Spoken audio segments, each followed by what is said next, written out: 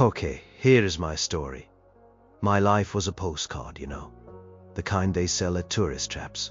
All bright and shiny, perfect in every frame. I had the dream job running a successful record label. We signed big artists, broke new ground. It was my baby, my empire built from nothing. And then there was Sarah, my wife. She was the sun, the moon, all the stars wrapped in one package. We had a beautiful house in the hills, 2 dogs, plans for kids, the whole 9 yards. Everyone said we were the power couple, the one that made it work. I believed them. I really did. Then the email came. Not from Sarah, not a text but an email. Subject line: we need to talk. That alone was a punch to the gut. We never emailed each other about serious things. We talked. Always. Face to face. My hands were shaking when I opened it. It was short. To the point. She was leaving. Not just leaving me, leaving for someone else, a musician. A musician. The irony was so thick I could choke on it. My entire life revolved around music. For a guy who probably smells like stale beer and cheap weed. I imagined him, some wannabe rock star with a guitar case and a head full of dreams, charming her with his bohemian swagger. My mind raced. Who was he? What did he have that I didn't? I gave her everything. My time, my loyalty, my heart. We built a life together. We chose the couch cushions. We picked out the paint color for the guest room.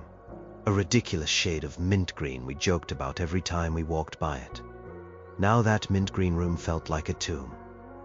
The email didn't say his name, just a musician. It was vague, like she was trying to protect me, or maybe herself, from the full weight of her decision. But the vagueness made it worse. Turned him into a phantom, an omnipresent threat, lurking in every song on the radio, every guitar riff I heard. I tried to call her. No answer. Text. No reply. I drove to our house. The house was empty. Not just empty of her, but empty of us.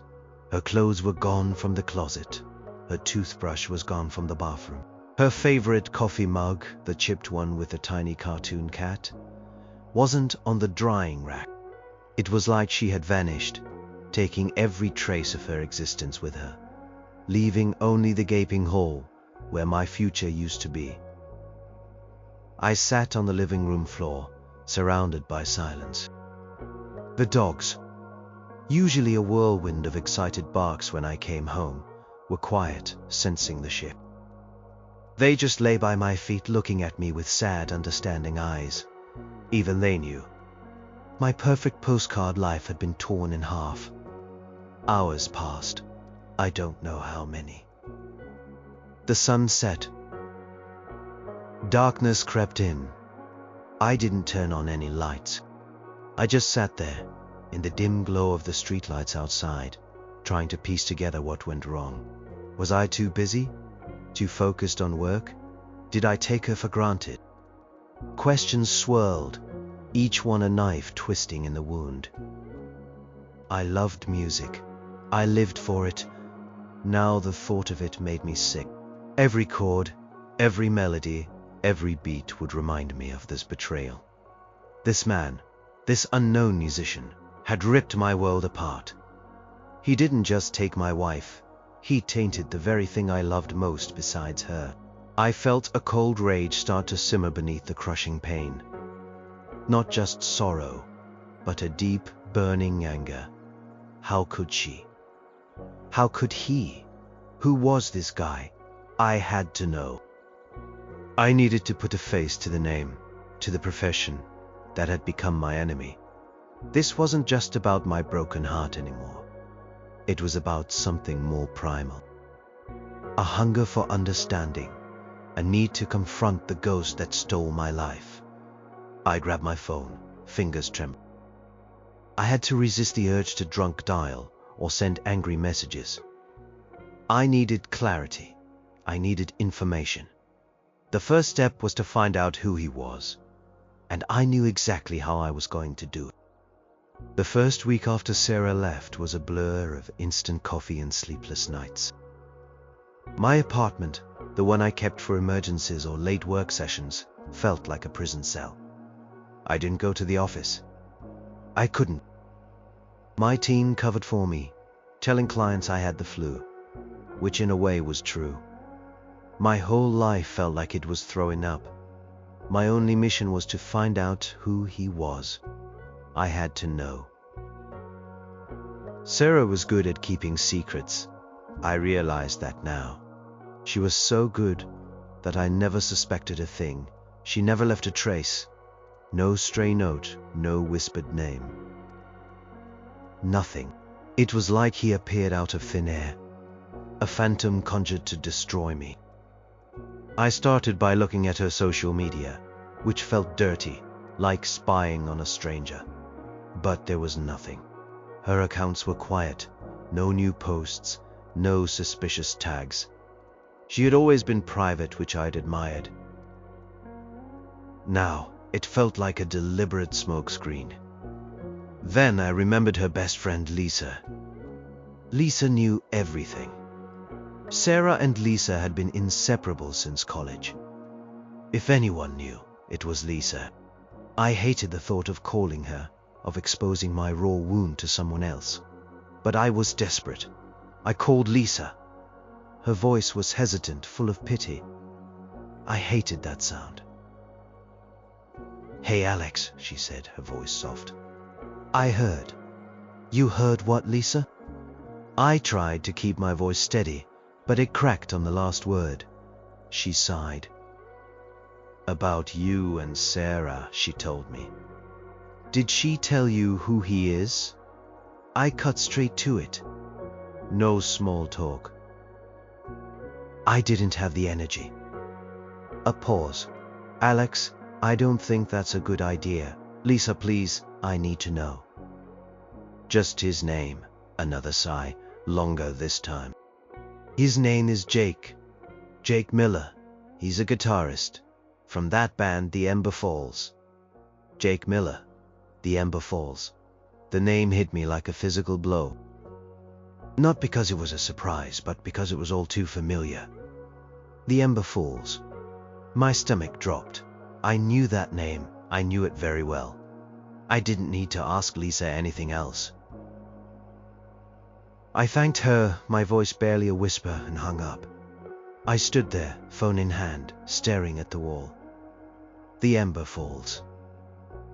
That band had been bugging my A&R team for months. Their demo landed on my desk just last week, pushed by one of my junior scouts, who was convinced they were the next big thing. I hadn't listened to it yet. I'd been too busy, too wrapped up in the illusion of my perfect life. My record label, Apex Records, was one of the biggest independent labels in the country. We prided ourselves on discovering raw talent and turning them into global stars. Artists clawed over each other to get a meeting with us. The competition was fierce. And the Ember Falls, fronted by a guitarist named Jake Miller, was one of the bands desperate to sign with me. The irony was not just thick now, it was crushing.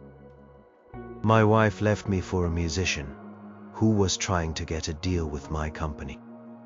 The man who stole my wife was actively pursuing a contract with the very empire I had painstakingly built. It was a sick, twisted joke. A cosmic prank designed to mock my pain. I walked to my home office, my steps heavy, like I was wading through quicksand. I opened my laptop, my fingers hovering over the search bar. I typed, "The Ember Falls Jake Miller." His face appeared. Young, good-looking, I had to admit. A messy mop of brown hair, intense blue eyes, a slight smirk on his lips in the band's promo shot. He looked exactly like the kind of guy who would charm a woman with a guitar and a brooding stare. He looked like the kind of guy Sarah would fall for.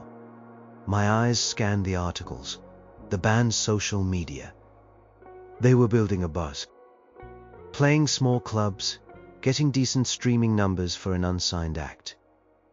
They had potential. I knew that even before. My A&R team was right. A cold, hard knot formed in my stomach. This wasn't just about my personal heartbreak anymore. This was about my professional life. The one thing I had left that still made sense. How could I possibly sign him? How could I even look at him, let alone negotiate a contract, knowing he was sleeping in my bed, holding my wife? The thought of sabotaging his career, of crushing his dreams, crossed my mind. It was a dark, tempting thought. I had the power. I could make sure the Ember Falls never saw the light of day. I could make sure Jake Miller never played another note professionally. It would be easy. Too easy. But then, the other voice, the professional in me, the Alex who built Apex Records on integrity, on finding real talent, no matter what. Could I really let my personal pain dictate my business decisions? Could I compromise everything I worked for just to get revenge? The conflict raged within me. It was a battle between my shattered heart and my unshakable professional ethics, and I had no idea which one would win. But I knew one thing. Jake Miller was about to enter my world in a way he never expected, and I was going to be ready. The following week, I forced myself back into the office. I plastered on a fake smile, the kind that probably looked like I was constipated. My team, bless their hearts, pretended not to notice. They gave me space-whispered apologies for bothering me, and generally treated me like I was a ticking time bomb, which in a way I was. My A&R manager, a perpetually enthusiastic guy named Mark, bounded into my office on Tuesday morning, a tablet clutched in his hand. "Alex, you have to hear this demo," he practically shouted, his face alight. "I know you've been out, but this is a game changer. The Ember Falls. Remember I told you about them? Remember?" The name hit me like a fresh slap. How could I forget? I nodded, trying to look intrigued, not like I wanted to smash his tablet into a million pieces. "Sure, Mark. Lay it on me." He set the tablet on my desk and tapped the screen. A guitar riff, clean and powerful, filled my office. Then Jake's voice. It was raw, soulful, with a gravelly edge that gave it character. The lyrics were about longing, about a lost love, ironically enough. Every word felt like a direct hit, aimed straight at my chest. His voice, the voice that sang love songs to my wife, now filled my workspace, invading my last sanctuary. I forced myself to listen, to analyze it professionally. The hooks were undeniable. The musicianship was tight. The production, even on a demo, was polished. They had talent. Real talent. That made it so much worse. If they were terrible, this would be easy. I could just dismiss them as a bad fit, a waste of time. But they weren't. They were good. Very good. Mark was practically bouncing. See? What did I tell you? This guy, Jake Miller, he's a total package. Great songwriter. Amazing stage presence according to our scout reports. He's got that charisma. You know? The kind that draws people in. I clenched my jaw, fighting the urge to snarl. Oh, I knew about his charisma. My wife was living proof of it. Right. Charisma, I muttered, my voice tight. Mark, oblivious, continued his pitch. "We've been talking to them for a bit. They're super keen on Apex. We're their top choice. They want a meeting ASAP. I was thinking maybe end of next week." My heart hammered against my ribs. A meeting. Face to face with the man who stole my life. Could I do it? Could I sit across from him, shake his hand, and pretend everything was normal? The thought made me feel nauseous. "Let me think about it, Mark," I said, trying to sound calm. "Send me the full package. EP, financials, everything. I want to dig into it myself." He beamed. "Will do, boss." Imagine him on magazine covers, being interviewed, talking about his inspirations, his relationships. Would Sarah be there? Would they be the new power couple replacing us? The thought was a poisoned dart to my heart. A memory flashed through my mind. Sarah, sitting across from me at our kitchen table a few months ago. She was humming a tune, something I didn't recognize. "New artist I heard," she said, catching my eye. "Just a small indie band, but they're really good." She had a dreamy look on her face, the kind she usually reserved for our shared future. I remembered dismissing it. Too busy with a new contract, too sure of our own unshakable foundation. Was it the Ember Falls? Was she humming Jake's song? The idea made me want to scream. The full package arrived in my inbox a few minutes later. I opened it with dread. Band photos, Jake front and center. A guitar slung low. He looked intense, passionate. The kind of passion I used to have for my work, for Sarah. Now, my passion felt drained, replaced by a hollow ache. I read their bio, their influences, their story. Humble beginnings, playing in dive bars, a shared dream. It was the classic rock and roll narrative, one I had seen 1,000 times in aspiring artists. But this time, it was personal. I scrolled through the financial projections. They weren't asking for much of an advance, smart of them. They were betting on themselves, on their talent. They believed in their music, and their music was undeniably good. That was the problem. My finger hovered over the delete button. One click, all of it gone. Their dreams, their potential, their connection to me, to Sarah. Gone. It would be so easy. A single spiteful act. No one would ever know the real reason. I could just say they weren't the right fit, or their sound wasn't unique enough. It was my label, my decision. But then I pictured Mark's excited face. I thought about the scouts who had championed them, the junior staff who had put in hours listening to their tracks. My label was built on taking chances, on believing in art. If I let my personal life destroy that, what would I have left? A broken heart and a tarnished legacy. The battle raged on. Revenge versus integrity. Heartbreak versus logic. I had to choose. But before I could choose, I had to meet him. I had to look him in the eye. I had to see the man who took everything from me. And I had to decide then and there if he was truly worth it. The internal war inside me was brutal.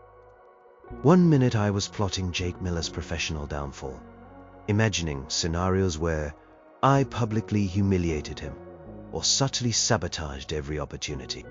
The next, I was arguing with myself, reminding myself of the principles I built.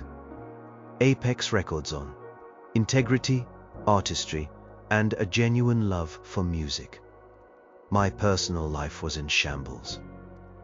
My house felt like a tomb. My appetite had vanished. Sleep was a luxury I couldn't afford. But at work, I was still Alex Vance, CEO of Apex Records. I had a reputation to uphold, employees who depended on me, artists whose careers I guided. Could I really throw all that away for a moment of vengeful satisfaction? I started digging deeper into the Ember Falls. Not just the professional stuff, but personal. I used my industry contacts, the ones who could find anything on anyone without raising red flags. I wanted to know what kind of man Jake Miller was. Was he a charmer? A manipulator? A genuinely good guy who somehow stumbled into my life and took what wasn't his? The reports came back. Nothing scandalous. No history of drug abuse, No crazy exes, no public meltdowns.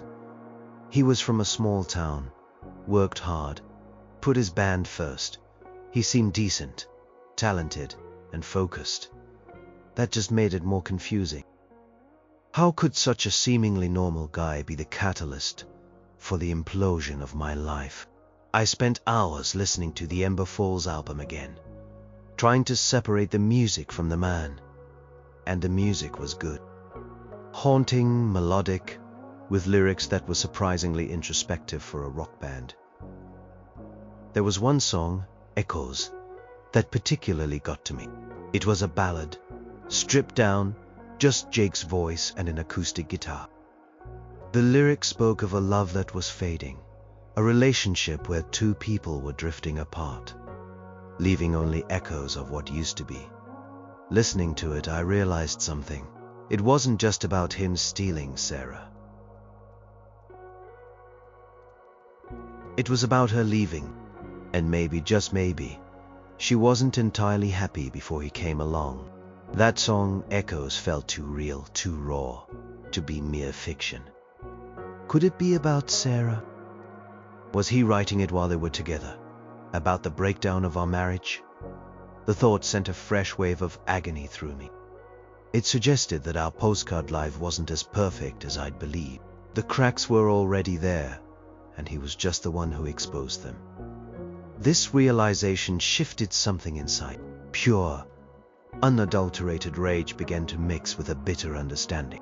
If Sarah was unhappy, then maybe, just maybe, it wasn't all his fault. Maybe it wasn't a deliberate act of theft, but an escape. An escape she had been quietly planning while I was too blind, too busy, too self-absorbed to notice. I remembered small things. Sarah spending more time in her art studio, painting furiously, something she did when she was stressed or processing something. Her quietness at dinner, her distant gaze sometimes. I had attributed it to work stress, to her own demanding job. But maybe it was more. Maybe she was already checking out. This thought didn't make the pain go away, but it changed its quality. It came less about vengeance and more about a desperate need to understand. I needed to understand Sarah, to understand Jake, to understand what went wrong with us. So, I decided I would meet them. Not as a vengeful ex-husband, but as the CEO of Apex Records. I would hear their pitch. I would look Jake Miller in the eye. I would assess him, not just as a musician, but as a man. I needed to see what she saw. I needed to understand the force that shattered my world. The meeting was set for the following Tuesday. Mark was thrilled. He thought I was finally back in the game, energized by a promising new artist. He had no idea the emotional minefield he was setting up for me. I spent the weekend preparing not for the meeting itself, but for the emotional impact. I re-listened to the Ember Falls demo over and over, trying to find fault, trying to find a reason, any reason to dismiss them. But every listen only confirmed their talent. Their sound was unique enough to stand out, but accessible enough to appeal to a wide audience. They had that elusive it factor. I went for long runs trying to burn off the restless energy, the anxiety that churned in my gut. I tried to visualize the meeting, to imagine my reaction, to plan my poker face. I needed to be completely in control. No slips, no tells. I was the professional. I was the boss. And no one, especially not Jake Miller, was going to know the turmoil raging beneath my calm exterior. By Monday evening, I felt a strange mix of dread and morbid curiosity. This wasn't just a business meeting. It was a confrontation, a reckoning. And I was going to face it head on. I knew it wouldn't bring Sarah back. I knew it wouldn't heal my heart instantly. But maybe, just maybe, it would give me some answers. Some clarity in the midst of this heartbreaking chaos. Tuesday arrived, cloaked in a grey, drizzly morning that matched my mood perfectly. I dressed meticulously, a sharp suit, a crisp shirt. I needed to project authority, control. I was Alex Vance, the CEO. Not Alex, the heartbroken husband. The meeting was scheduled for 10 a.m. I arrived at the office early, went through my usual routine, checked emails, approved budgets, acting as if it was just another Tuesday, another band pitch. But every minute that ticked by felt like an hour. My A&R team, Mark included, buzzed with anticipation. They were excited about the Ember Falls. They believed in them. And I, the man whose personal life was tied up in this, had to maintain the illusion. At precisely 9:55 a.m., Mark poked his head into my office. "They're here, Alex. In the conference room." "All right," I said, my voice steady. "Give me a minute, I'll be right there." I took a deep breath, smoothing my tie. This was it. The moment of truth. I walked down the hall, the sound of my footsteps echoing in the quiet corridor. My heart hammered, a frantic drum against my ribs. I pushed open the conference room door. The chatter inside immediately ceased. There were 4 of them. The band, 3 guys and a woman on bass, and then him, Jake Miller. He stood up when I entered, along with the rest of his bandmates. He was taller than I expected, with that messy brown hair and those intense blue eyes. He had a guitar player's lean build, a sort of casual confidence in his posture. He extended his hand, a polite smile on his face.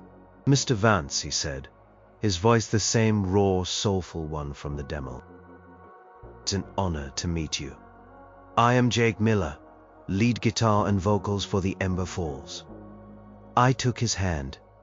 His grip was firm, confident. Our eyes met. For a split second, I searched his gaze for any flicker of recognition, any hint that he knew who I was or what he had done. But there was nothing. Just polite professionalism. He was oblivious, or a damn good actor. I inclined towards oblivious.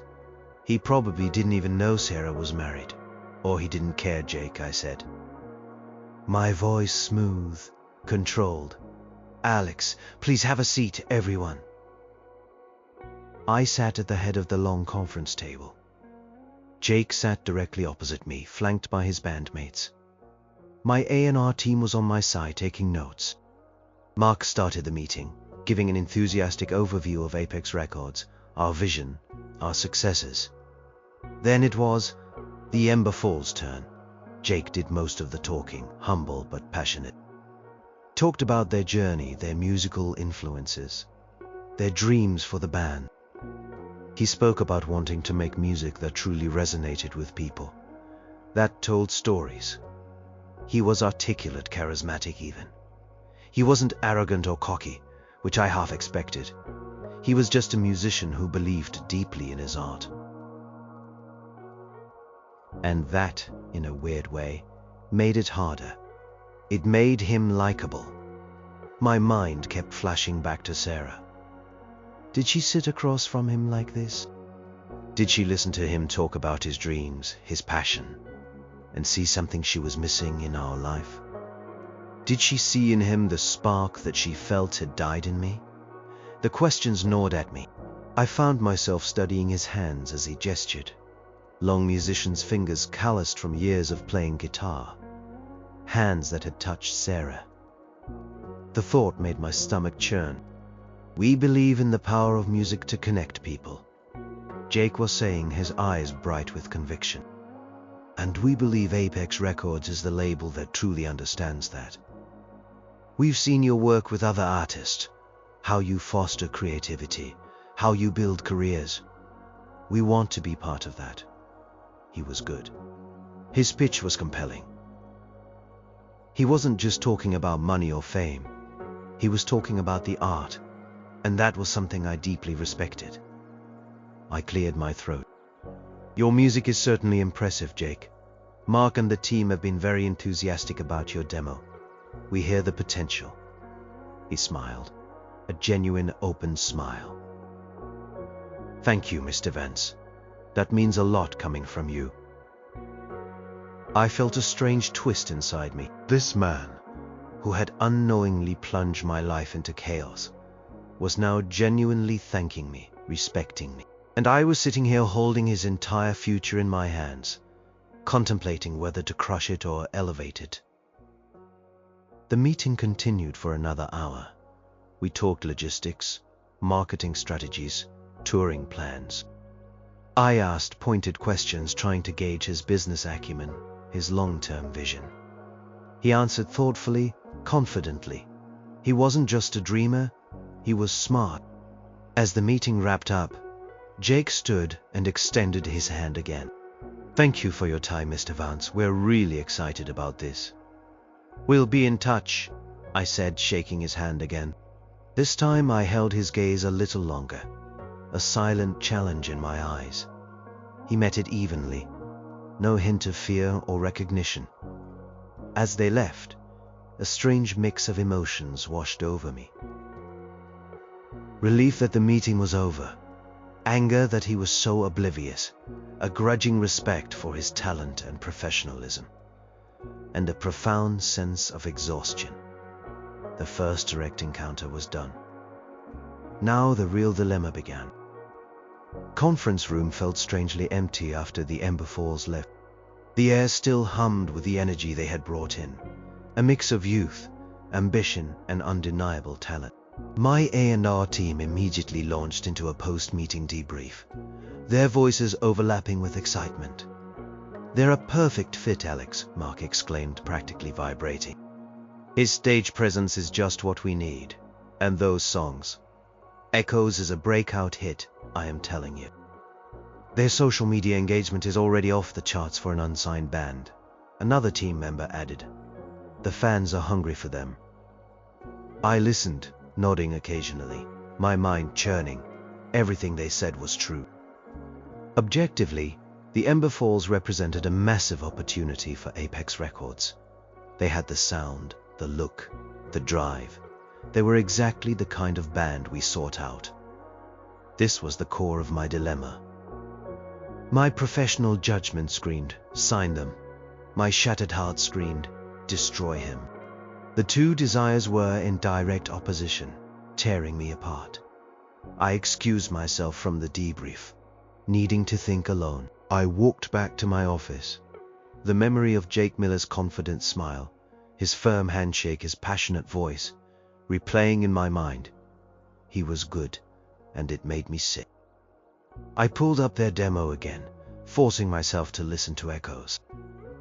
This time, instead of just feeling the personal pain, I tried to analyze the lyrics from Sarah's perspective.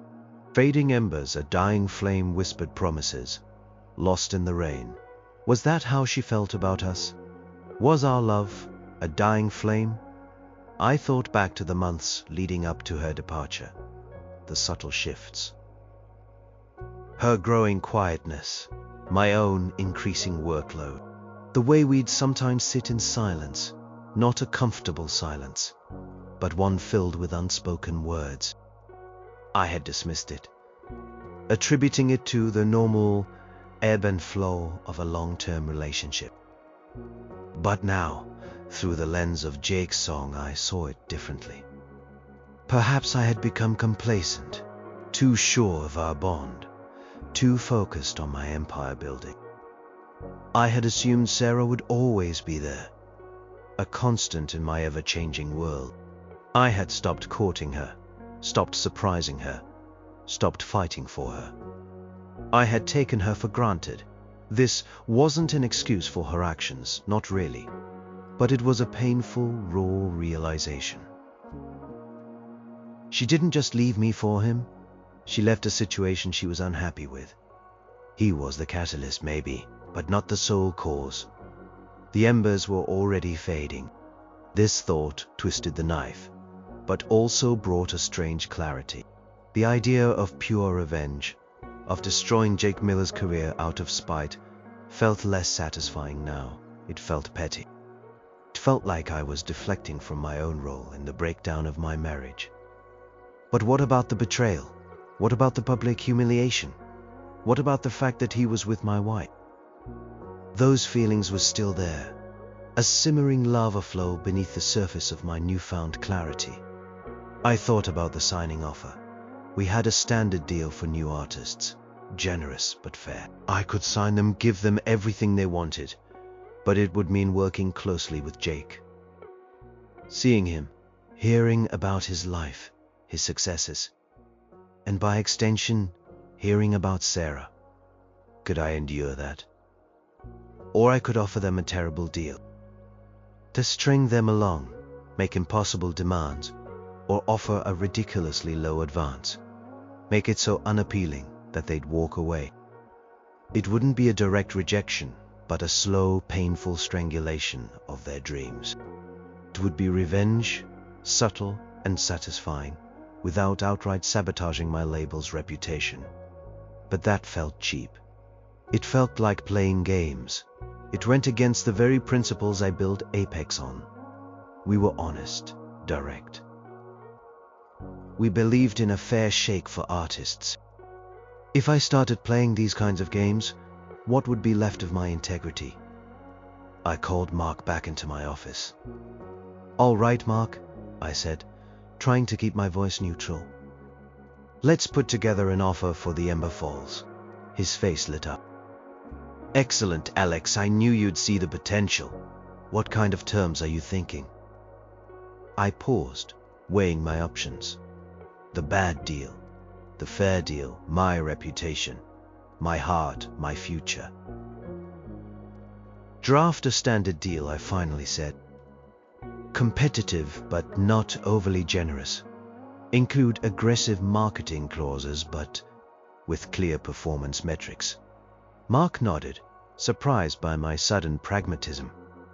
"Okay, boss, we'll get on it. Anything else?"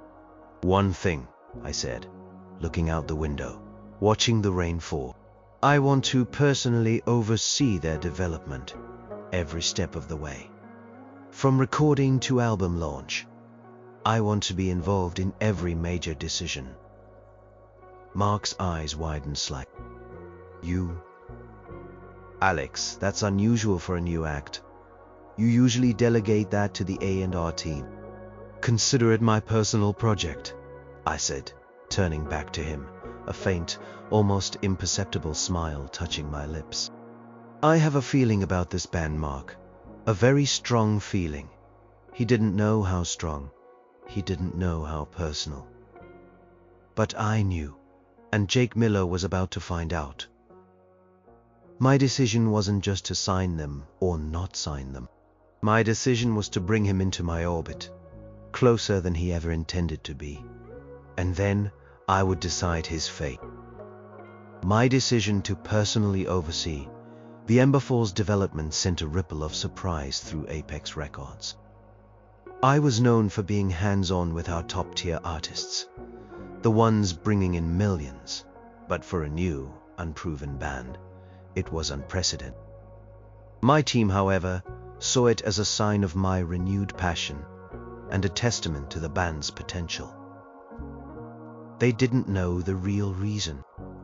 Contract negotiations were handled by our legal team as usual, but I reviewed every single clause myself. The offer was competitive, leaning slightly in our favor, but still generous enough that they would be foolish to refuse. And they didn't. Within a week, the papers were signed. The Ember Falls were officially Apex Records artists. The next phase was development. Studio time, producer selection, marketing strategy meetings. These were meetings I had always delegated. Now I was in every single one. And so was Jake Miller. It was a strange dynamic. He was the artist, I was the executive. He needed my approval, my guidance. I held all the cards. But every time I looked at him, I saw the man who had torn my world apart. And he still seemed utterly oblivious. That oblivion was both infuriating and fascinating. We had daily calls, weekly meetings. I pushed them hard in the studio, demanding perfection, scrutinizing every vocal take, every guitar solo. I nitpicked lyrics, challenged arrangements. I was demanding, yes, but also fair. I wanted their album to be a masterpiece. I wanted it to be undeniable. Because if it was, my decision to sign them would be justified on a business level, even if it tore me apart personally. During one particularly intense session at the recording studio, after a long day of arguing over a guitar tone, the rest of the band packed up and left. It was just me and Jake in the control room, the mixer glowing in the dim light. This was my chance. "Jake," I began, casually leaning back in my chair, "you put a lot of yourself into your songs, especially Echoes. It's a very personal track." He nodded, looking at the studio monitor. "Yeah, it is. It's about a period in my life. A difficult time. A difficult relationship." I probed, trying to keep my voice light. He hesitated, then sighed. "Something like that. It was tough. You know how it is. Sometimes people just drift apart, even when they still care." "Indeed," I said, a bitter taste in my mouth. "Was it a long-term thing?" He ran a hand through his hair. "Yeah, years. It ended a few months ago. It was messy, complicated. A few months ago. That fit the timeline perfectly." My heart clenched. So he was talking about Sarah. He was sitting here talking about his relationship with my wife, and I was just listening, pretending to be his mentor. The deception felt suffocating. "So you are saying it wasn't a sudden thing then?" I continued, pushing for more detail, a morbid curiosity guiding my questions. "The ending wasn't out of the blue?" He shook his head slowly. It was a slow burn, honestly. A long time coming. We both tried. But sometimes, when the connection isn't there anymore, when you are growing in different directions, it's just time to let go." His words echoed the realization I had in chapter 4. Sarah and I, drifting apart, no longer connected. Was he simply describing the breakdown of our marriage from his new perspective? Or was he talking about his previous relationship and comparing it to Sarah? It was ambiguous enough to torture me. "That's tough," I said, feigning sympathy. "It's hard to let go of something you've invested so much in." "Yeah," he agreed, finally turning to look at me. His blue eyes were earnest. "Sometimes you find something new, something that truly clicks, and it makes you realize what you were missing." He said it so simply, so openly, and it felt like a direct hit. He found Sarah, and she was what he was missing, and I was the one who lost her. "And are you happy now, Jake?" I asked, looking him straight in the eye. This was the real question, the one I needed an answer to. Not for him, but for me. Was she happy? Was it worth it? He smiled, a soft, genuine smile that sent a pang of something akin to jealousy through me. "Yeah," he said, his voice quiet. "Yeah, I am very happy. Professionally and personally. It feels like everything is finally falling into place." He had no idea. He was talking about his burgeoning career and his new love. And I was the puppet master pulling the strings, fighting a war only I knew about. I stood up, walked to the control panel and adjusted a fader, giving myself a moment to compose. "Good," I said, my voice carefully modulated. "That's good to hear, Jake. Happiness is important."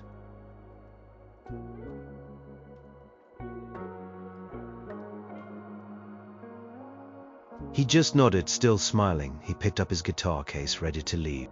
"Thanks for everything, Alex. For believing in us. For pushing us. It means a lot." "My pleasure, Jake," I said, offering him a tight smile. "Just making sure you deliver the best album possible. It's good for both of us." As he walked out, I watched him go. He was genuinely happy, and by extension, Sarah was likely happy too. That realization didn't bring peace, but it brought a different kind of pain.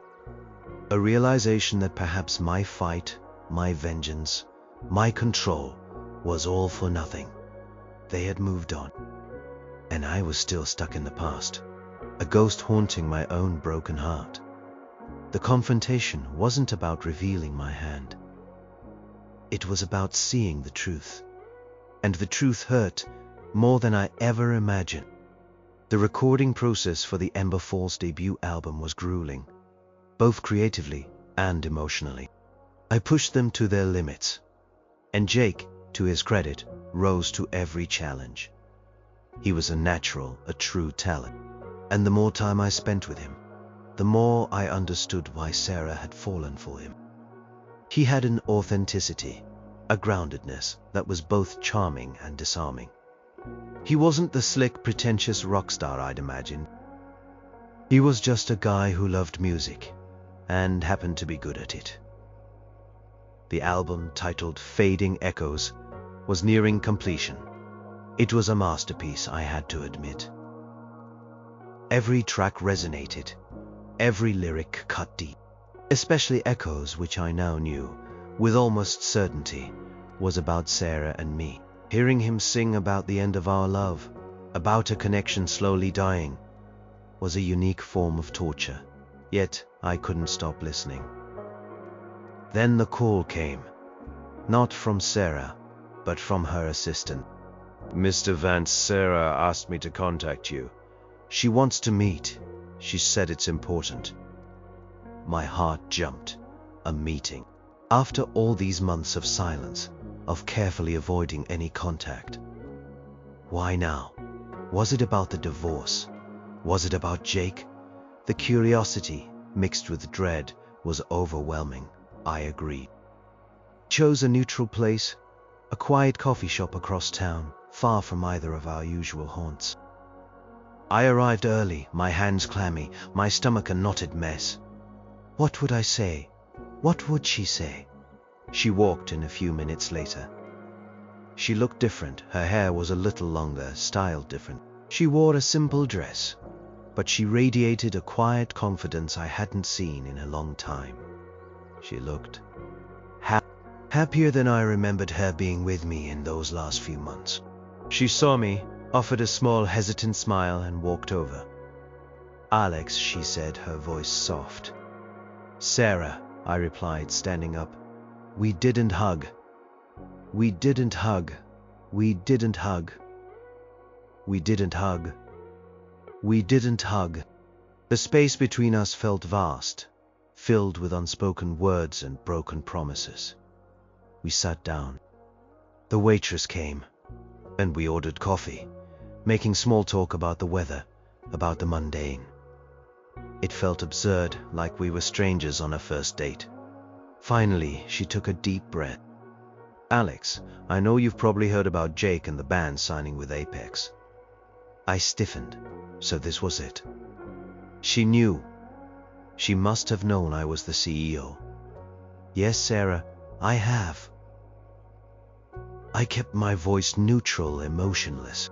"I know this must be difficult for you," she continued, her gaze direct. "I didn't know he was trying to sign with your label when we first met. It just kind of happened. And then, once it was in motion, I didn't know how to tell you." "You didn't know how to tell me?" I scoffed, a bitter laugh escaping me.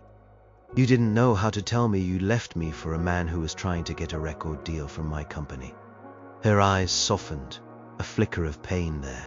"Alex, please. It wasn't like that. You think I planned this? You think I woke up one day and decided to blow up my life? To hurt you? Then what was it, Sarah?" I demanded, my voice rising slightly. "What was it, if not a choice?"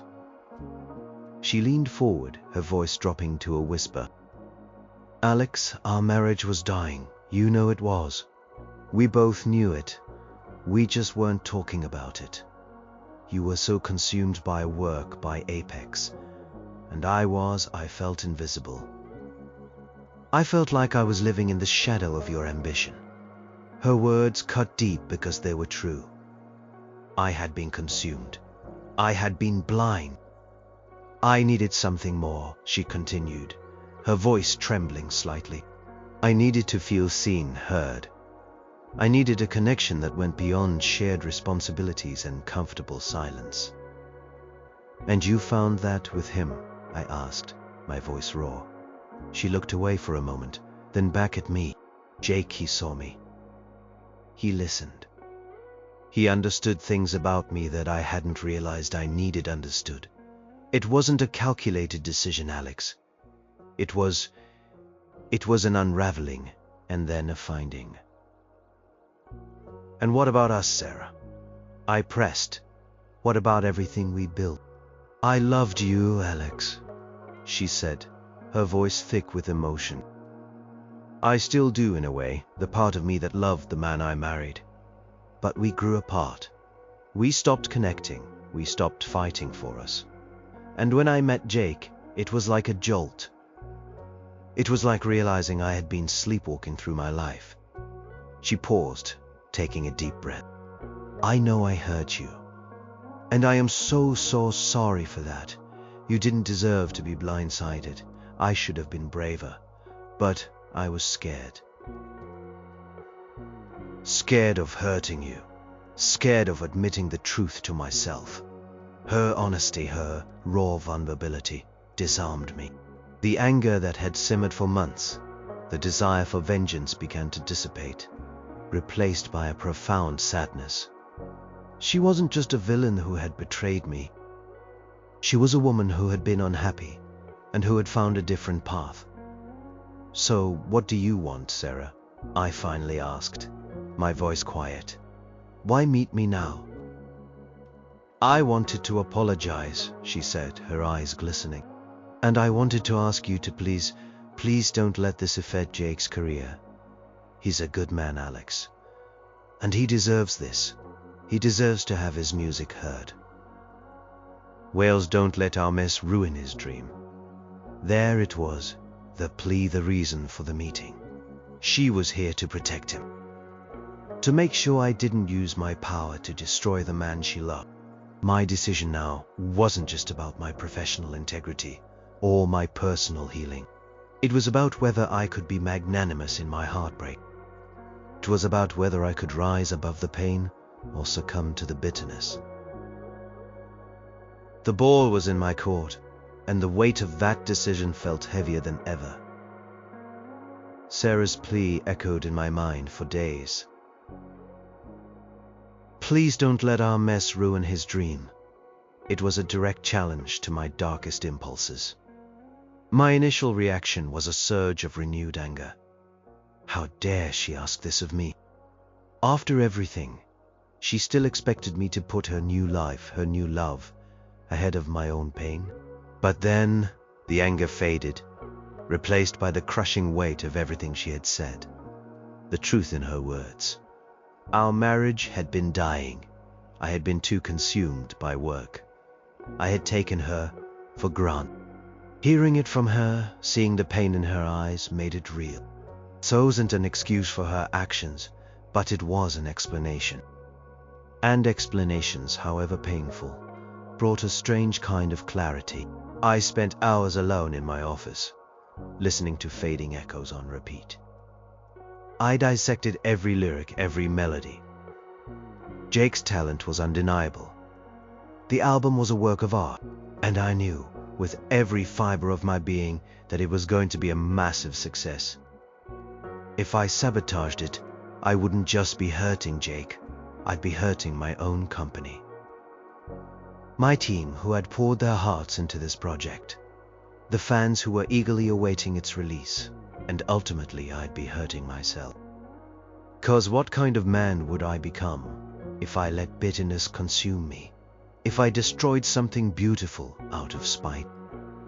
The old me, the pre-Sarah leaving me, the one who built Apex Records on the principle of artistic integrity, would never have hesitated. He would have signed the band, nurtured their talent, and celebrated their success, regardless of who was in it. The broken me the one who lived in the shadow of betrayal, was still fighting. I thought about Jake's genuine happiness when he told me his life was falling into place. I thought about Sarah's quiet confidence, her newfound peace. They were happy. And while that fact still twisted my gut, a part of me, a small, weary part, just wanted to be free of the constant pain, the endless cycle of anger and grief.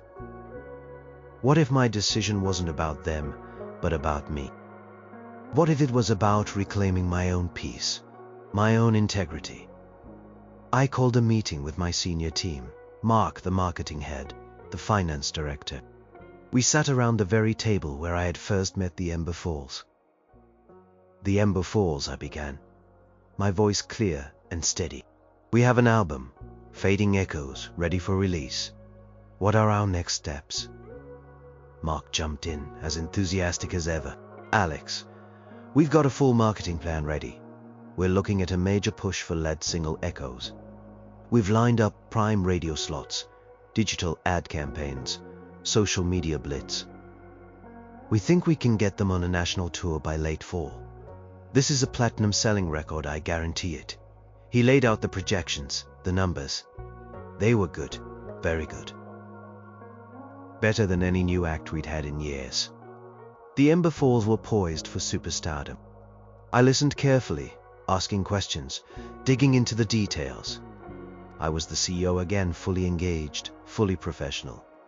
My heart still ached, but my mind was clear.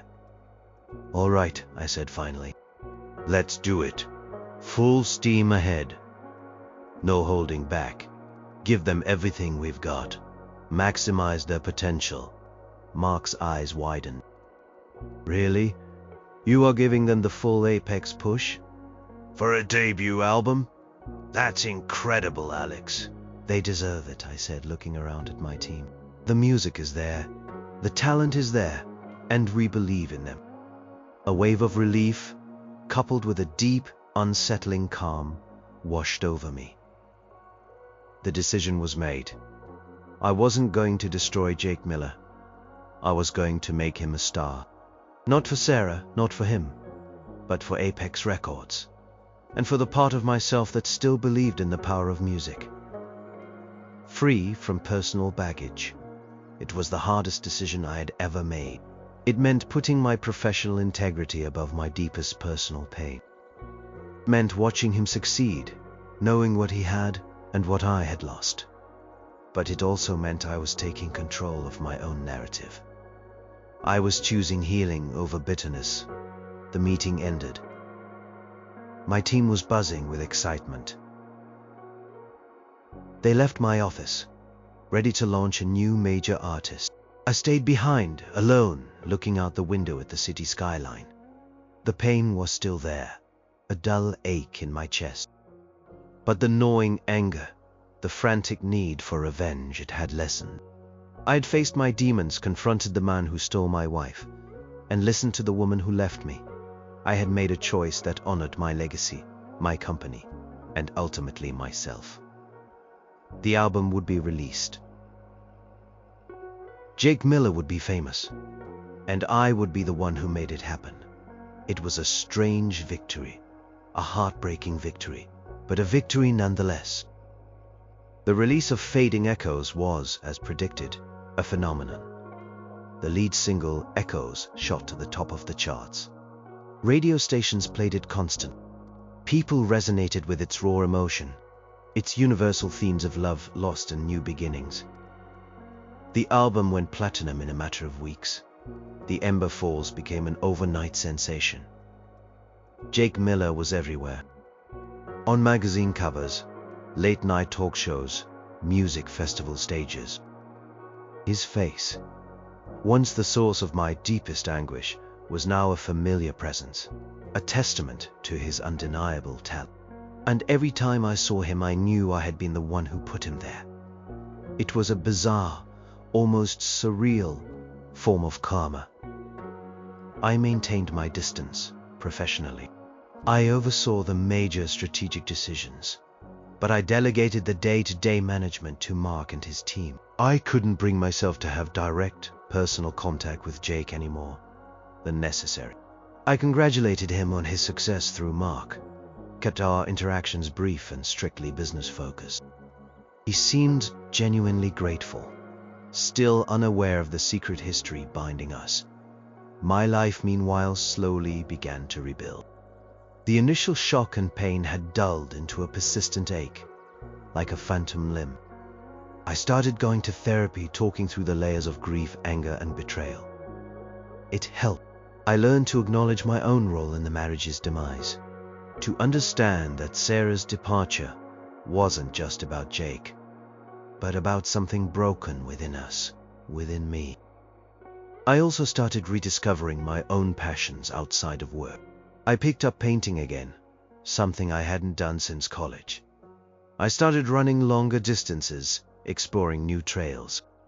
I reconnected with old friends I had neglected during my years of hyper-focus on Apex and Sarah.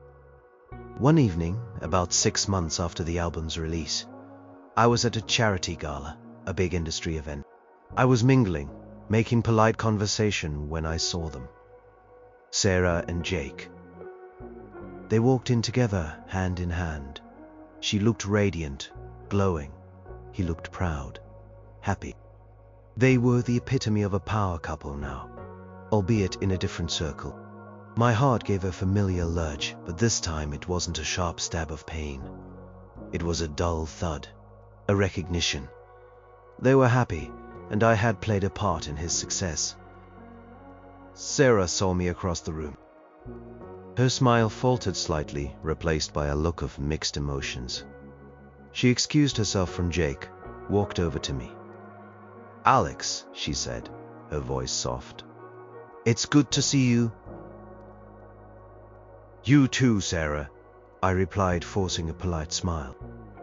"I wanted to thank you," she continued, her eyes searching mine, "for everything you've done for Jake and the band. They're doing so well. He's so happy." "It was a business decision, Sarah," I said, my voice carefully neutral. "They're a talented band. They deserved the push." She nodded slowly. "I know, but I also know it couldn't have been easy for you, and I appreciate it more than you know." She paused, then added, "You've always been a good man, Alex, even when things were difficult." Her words, acknowledging my unspoken sacrifice, broke through the last of my defenses. A wave of something akin to peace washed over me. It wasn't forgiveness, not entirely, but it was acceptance. "I wish you both well, Sarah," I said, and I truly meant it. The bitterness was gone. The raw wound had finally started to scab over. She squeezed my arm gently. "You too, Alex. I really do." She turned and walked back to Jake, who smiled at her, a look of pure adoration in his eyes. He still didn't know. He might never know the true story behind his label boss's unusual attention to his band. And that was okay. I watched them for a moment, then turned away. My chest still hurt, but it was a different kind of hurt now. It was the ache of a ghost limb, a reminder of what was lost, but no longer debilitating. My story isn't a neat, happy ending, not in the traditional sense. I didn't get Sarah back. I didn't get revenge. But I got something more important. I got my integrity back. I got myself back. I realized that my value wasn't tied to a postcard perfect life, or to my wife, or to revenge. It was tied to who I was, to my principles, to my resilience. I still own the record label. We're still signing great artists. And The Ember Falls, the band that tore my life apart and helped me put it back together, is one of our biggest successes. The irony isn't lost on me. But now it's a quiet, almost humorous irony, not a crushing weight. Life goes on. Heartbreak heals, slowly, painfully. And sometimes, the very thing that shatters you can, in a strange, unexpected way, set you free. I am not whole yet, but I am no longer broken. And that, I've realized, is more than enough.